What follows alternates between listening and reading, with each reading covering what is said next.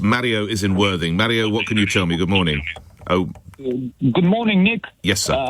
I just heard you earlier in the morning saying the Bruges might turn up the new getaway to Britain, kind of. Yeah, it's meant to be the soft touch, Mario. It's always been the soft touch, Nick, because I passed through that port in the container 21 years ago. Where were you coming from?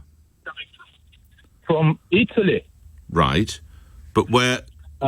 Sorry, you're from Italian, Italy, No. I was born in Romania. At that time, Romania wasn't part of European Union. Right.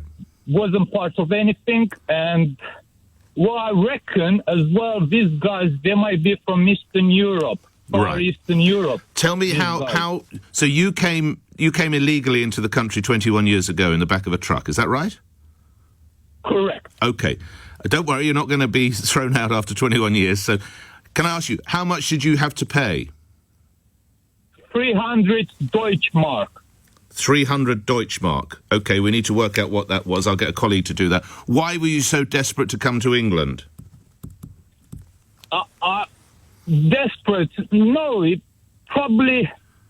I knew at the time when the guy put us in that container, he said to us very clearly, got your essential tools for life, chisel and a hammer, chocolate and water. Right. How long were you in the container? No, he told us 7 nights, but we've been lucky and we've done only 3 nights. What do you remember? How many of you in there? 4 of us, and we end up in the container packed with yogurt and red wine. So you were in amongst cases of wine, right? Cases of wine and yogurt.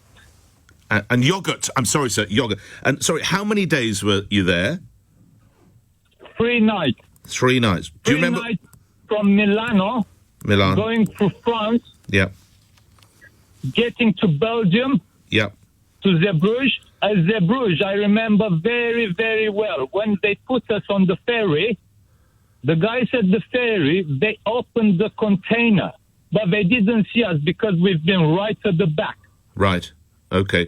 And they didn't use dogs or scanners or anything like that 21 years ago? No, we knew they've got scanners at the Calais. So when I tried to find the route to England, I was trying to avoid Calais at that time. Right. Were you ever frightened that you might not make it? At 18 years old, I could think I could catch a bird at 18 years old. Yes, okay. Where did you... What happened when you get to England? What happened then? I just get to England and I end up... I remember very well because I will never forget the scenery of Dartford Crossing. Yes. I end up exactly under Dartford Crossing. Yes. And I'm sorry, what do you mean? They just let you out at the Dartford Crossing? Is that what you're saying? Sorry, sir.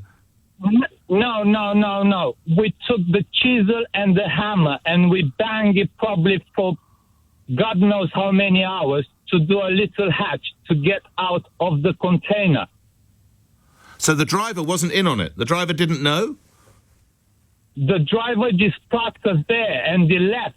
We just end up in the big park of containers. And, sorry, was it a steel, you had to fight your way through steel? Or was it like canvas? Or what was it made of that you were fighting your way through? He had the canvas and he had the steel as well. Goodness. Both of them. And then you and your colleagues get out. What did you do then?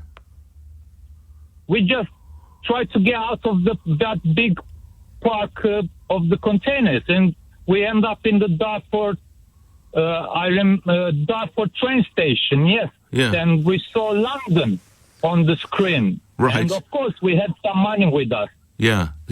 So you came up to London. We came to London, and then we start calling our connections in England. Right. And what work did you do? What work? Yeah. Anywhere, from gardening, cash in hand, building cash in hand. It was cash in hand at that time. I remember very well. Yeah. Cash in hand everywhere. Trying to get. I was sitting around Tottenham, Seven System. What's that? Finsbury Park, all that area, North London, trying to find work. Working for the coffee shop. Yeah. Everything just to start kind of a new, not new life, because it's the same life pretty much. After 20 years, I realized the same life. Let me ask you this: was that total darkness then that you were in the truck? Yes, completely total darkness, and we couldn't have a poo, and we couldn't pee as well. Wherever we had to pee into it, it had to be a plastic bottle or a bottle of red wine, which we just consumed from that container.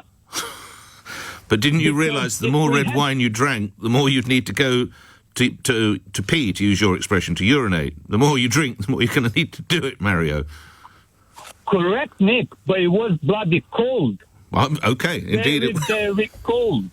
I get it. And what now, Mario? What do you do now? Now I've got a family, I've got a kid, I've got a wife, I'm legal, I've got a status in this country, I can be a British, but I can't afford. Cannot vote, is that?